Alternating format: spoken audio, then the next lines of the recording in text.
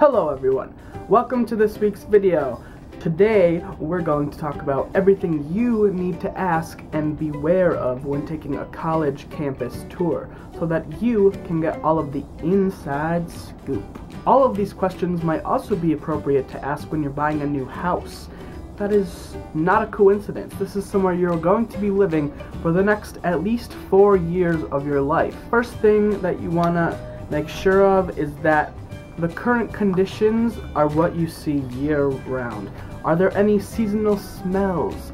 Are there any seasonal weather issues, such as torrential downpours from October to June? Or it kind of smells a lot like pee outside your window after the snow goes away for 4 months. That's important. How often do you get diarrhea from the campus food? An important thing to look at while you're passing other students that already go there is, do they look like they'd rather be buried alive than go to another class?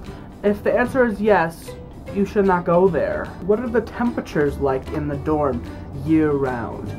At my first school, the answer was the devil's hole year-round. My bed was stuck next to a wall-long radiator that never shut off all year-round.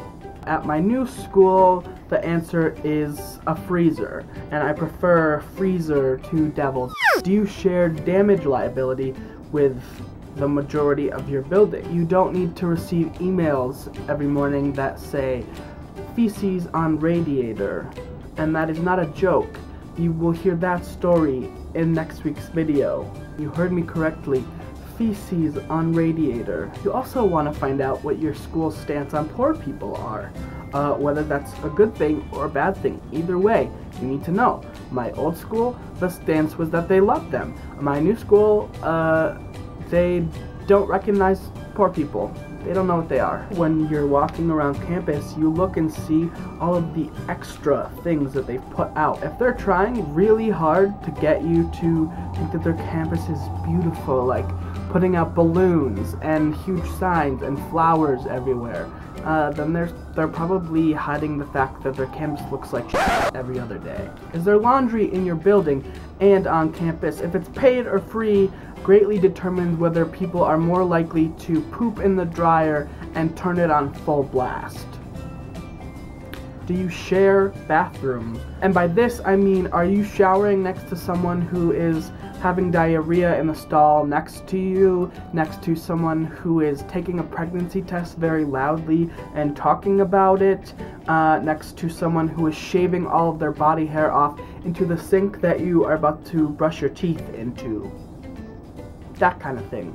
Make sure there's ventilation in the bathrooms. You'll see in next week's video why that's important. What is the noise level at night around your room? My first school, there were actual drum circles right outside of my window from about 8 at night to 4:30 in the morning. This was Monday through Sunday, just to be convenient. And I had a lot of morning classes, so this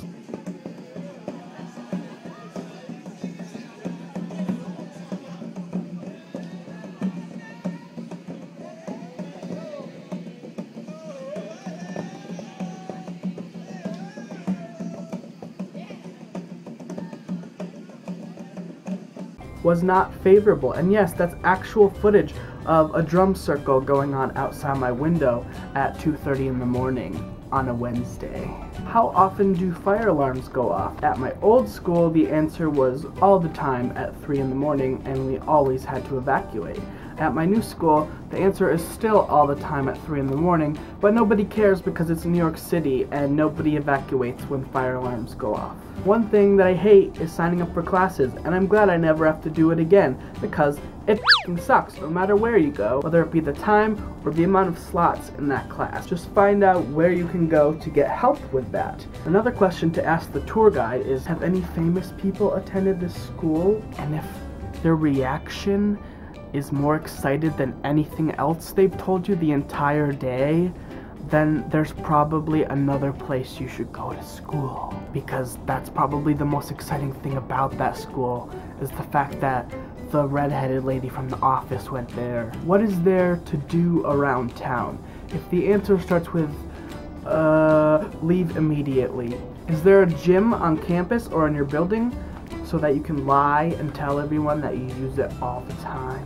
And finally, when some kid's mom asks if there's anyone to keep the boys from sneaking into the girls' rooms at night, and the tour guide's answer is, they don't need to sneak, you can bet that that kid is not going to this school. Well, that is all the tips I have for you on what to look for and what to ask for when taking a school tour. I hope that helps, and I will see you next week. Subscribe, share with your friends, and follow me on Twitter and Instagram. Goodbye!